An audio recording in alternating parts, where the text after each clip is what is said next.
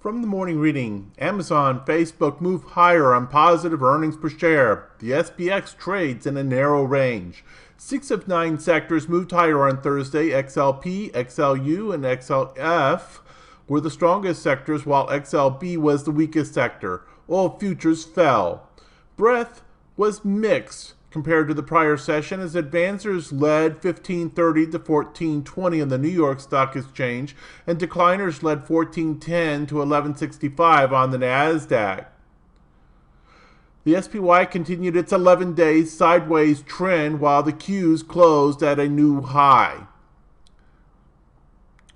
On the S&P 500 snapshot, a fractional gain continues the sideways trend. The benchmark S&P 500 continued its range-bound sideways trend, posting a fractional gain of 0.16% that essentially split the difference between the intraday high and low. Small gain extended the fractional up-down pattern of daily closes to 11 sessions. Meanwhile, West Texas Intermediate crude fell 1.86% and is now in bear territory, down 20.16% from its interim high 36 sessions ago on June the 8th. The yield of the 10-year remained unchanged at 1.52%. Hello, this is Stephen Harris, a head trader from Falcon Global, where we model best practices for investors, traders, and day traders from entry to exit every trading day. In this daily video, I provide my opinion and insights of current market trends, market timing, volatility, and hedge risk levels for the upcoming day for the key U.S. financial markets. It is 6:06 a.m. Mountain Time, and I'm recording this in preparation for the market day of July the 29th, 2016. Full disclaimers are at the end of the video, but be aware that this is for educational purposes only, and only you are responsible for the investing or trading decisions that you make. So let's go ahead and get into our morning report. At the time of this cut, the 4 U.S. broad-based indices were basically all rotating around scratch, 3 of them slightly negative, and the Nasdaq fractionally up. Crude oil was down almost 1%. Euro is up about 1/3%. Bonds are down about 1/3%, and gold is at scratch. In overseas action, China is down about 0.5%. Hong Kong down about 1.25%. Japan, where they had some slight stimulus announced by the Bank of Japan, it's up about 0.5%. Germany's up about 1/3%. And the United Kingdom is down just below scratch. In terms of macroeconomic reports for today in the United States of note, you have the GDP number. That should be the most important thing today. And you have Chicago PMI and University of Michigan Consumer Sentiment. So several things of note on the report today. Looks like all of them before the market opens. In terms of current volatility conditions, short-term VIX down to an 11.79. SKU continues to remain just barely elevated at a 128. IV percentiles all still single digits.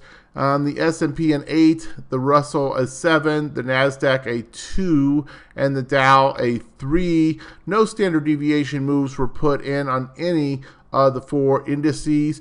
And note here, in the last 10 trading sessions, not a single standard deviation move on the S&P or the Dow. Nasdaq's had some. They've had some big earnings reports and so forth that have moved them. The Russell's only had 1, so we could certainly say that the average here is well below normal. Now I say that it may not be well below normal for this time of year, and this is where seasonality comes in. We often have these very low volume trading sessions during the summer doldrums, and that certainly seems to be going on right now. So this is very low. It makes us kind of on edge a little bit, looking for an increase in volatility, and yet at the same time we have to have the understanding that we have to be patient, because this could go on for some period of time. And indeed, you look at this sideways consolidation I've been talking about how this could be an effect consolidation retracement by time as opposed to price. But you also, of course, could have the retracement back here to test the prior resistance, now hopefully turn support. I read something else on this. It was talking about it in kind of the same way, and I'll share a moment of that with you. When this trading range began, the author goes, I was fairly convinced we were looking at price topping in preparation for a correction. However, the longer this has gone on, it occurred to me that it hasn't just been a topping formation. It could easily be considered an area of very strong support, given that the price has held on to that short-term support line for so long. We need more information on the ultra short and short-term indicators. And indeed, I totally agree with that. It's very difficult at this point where you've got, especially with the Dow and the S&P at all-time highs, and yet this sideways consolidation, what's the pot odds for more movement up? There just seems to be no energy, no momentum, no reason for the bulls and the institutions to come in. Certainly they have not been trading with volume of late. What makes us think that this is going to have a significant leg up? And yet at the same time, the longer this stays in this sideways pattern, the easier it is to justify that the consolidation has already taken place, and it's just taken place by time. And clearly there's a support area in the very short term time frames that is being held up by the bulls in those particular markets. So very difficult right now to forecast with any kind of probability based on chart patterns whether this is going to retrace or this is going to continue to move up. That's the bottom line to all that. So here's the Dow. Dow's been a little bit more of a bull flag pattern, and certainly you could draw a diagonal resistance line up over this as your trigger that this flag pattern is breaking out. Now, of course, there's a couple different ways to work this. You can simply take, say 20 cents or some increment just above, the top of the lowest candle in the pattern, or you can look for a diagonal breakout. Either one's perfectly valid. The point is that when you get price action up here, it has broken this pattern, and you're looking for institutions to have pushed this on, and the expectation at least would be to return to the former high as your target 1, and then target 2 would be beyond there. So this is a little different pattern than the S&P. We certainly want to pay attention to that.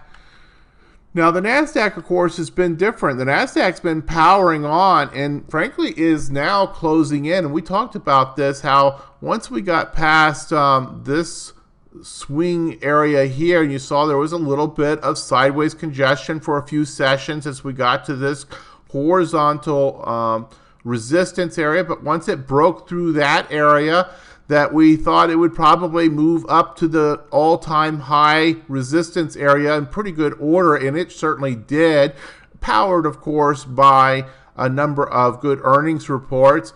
But it's now closing in within just a few points of its all-time high, and frankly, it's closing in on an all-time high that goes back to the year 2000 if you were to pull a longer-term chart up. So we have a situation here where the Nasdaq is going to have to do something really significant and show us whether the Nasdaq bulls have the power and energy and momentum to be able to go and break through those areas of resistance and those all-time highs and actually make a statement.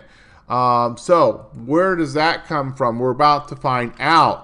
And then, of course, finally, the Russell, who's, the other one that we look at as kind of the growth component, and we like to see certainly bull markets, healthy, bullish, strong, trending markets, being powered by the Russell and the Nasdaq and leading the way, as opposed to being led by the S&P and the Dow. I'm often suspicious of rallies that are led by the S&P 500. So what does that mean here? Well, this one's been relatively weak. We've kind of tried to kind of poke our head up above this sideways consolidation, but that's just kind of rotated right back in, essentially, to the old sideways pattern. So the Russell's clearly the laggard of the four, and we'll have to wait and see if it can get going and start coming and making a run towards its 52-week high area as well. So not an awful lot to sit there and say, oh, wow, we should really be strongly bullish trend. This is a healthy bull trend. Right now, perhaps because of the seasonality, there's a lot of struggles to that. Crude oil, of course, is in an outright breakdown, and I haven't taken the time to draw some fib extensions or anything like that, but I would expect that this right here, so not too far away, about $40, and certainly within range of today's price action, just on a normal true range day, could see us come down and test this $40 area.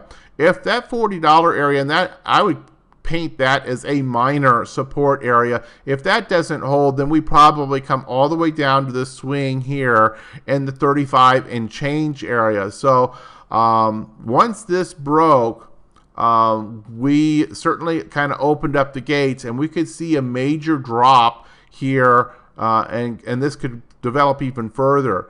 Now, one of the morning authors, I think, mentioned about, well, I don't think I shared this stat with you, but one of the things I read this morning is that if you actually measure this, this is more than a 20% drop now.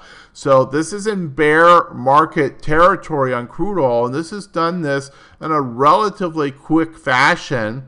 And so this is pretty significant. And again, when the commodities are often led strongly by crude, which is all often in relationship with the dollar, when the commodities are being led like that, it's often very difficult for the broad market to be doing really, really well. Now, you can make the argument that cheaper commodities is good for business because their costs go down.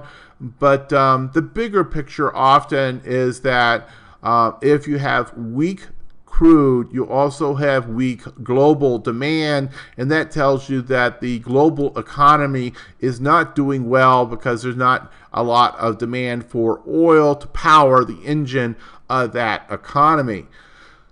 Let's go ahead and take a look at gold, our other one that we've been watching of late. And of course, it gave up some from the big surge that it had, and then we had the FOMC announcement, and it had a pop, and then it's retraced a little bit since then, but nothing terribly exciting. And this pattern has been in a long-term, I should correct that, it's an intermediate term bullish pattern, but it has been one that has been extremely trying to be able to play, where you see these big bull moves, and this was a really important one here because it broke out of a long-term pattern where gold had been in a bearish trend, and then it went sideways, broke, totally violated that, but then eventually found support at the prior lows, new high, higher low, higher high, higher low. But it's been a pattern where you had to be really patient for that next leg up, often going through extended periods of consolidation. So, that's kind of the gold picture here. A really, really sloppy, but consistent overall bullish trend in the intermediate term. So, if you try to forecast these patterns in a short-term basis, you often were very, very tested in recent trading. In terms of bonds or other safe haven asset, we've seen it also give up some recently, but it has in this week's sessions had broke out on the FOMC announcement, and like gold, had something of a retracement, but still hasn't broken totally down. It also is an intermediate term bullish pattern, but has at times also been in prolonged sideways consolidations and other consolidations. So both of these have been relatively perhaps difficult in the short term, more easily understood in the intermediate term. So that's been the thing there. So, but neither one of them right now are painting anything that, you know, is obvious for us to be able to think about what the equity market might do. So we're left with an overall picture where our equity market would seem to be wanting to go more to the bull side, but given the very low, and we'll take a look at the spider, the ETF, of course, gives us volume, and you see the volume down here. I mean, yesterday's volume was just, you know, anemic. And, you know, if you look at this, and I'll try to get this line set up here. If you look at that volume and then go back to the last 52 weeks, I mean, there just aren't that many sessions where the volume is lower. I see some where it's maybe equal. I see some, you know, like Thanksgiving, it dropped below. Perhaps the Christmas week, it dropped below. I mean, but when you're making comparisons like that, where you have to say like the you know, the day before Thanksgiving or the week between Christmas and New Year's, if that's your comparison benchmark, then that should tell you something about just how anemic this volume is right now. And it certainly is that. So anything that happens on these kinds of volume, you have to question the validity of that. So price is price. Price always rules. And if price goes to new highs, that's meaningful. And yet at the same time, it's far more a more powerful statement when the institutions are doing it with some real oomph and some real volume commitment of capital behind it. And that is definitely not what we've been seeing of late. So we'll have to wait and see. Is this a topping pattern and we're about to see a correction? Or is this, as the author says, and I would concur, that you know, is this just a sideways consolidation which is showing very strong support and is likely to come out of that consolidation pattern in a new bullish leg? So that's enough on the charts. Let's go ahead and go over to the daily report. And we have to remember the daily report, you know, this is structured in such a way to be able to give us insights into the market posture and condition from a host of different ways. We use some mechanical market timing signals. We also use volatility. We use sentiment. We use trend base. So a number of different ways of looking at the market to come up with a consensus and understanding of just how much risk is currently being expressed by that market. And right now you have to say that almost everything in our regular review is extremely bullish with very few hints of any kind of warning. So that should also point you to the expectation that this should be bullish until proven otherwise.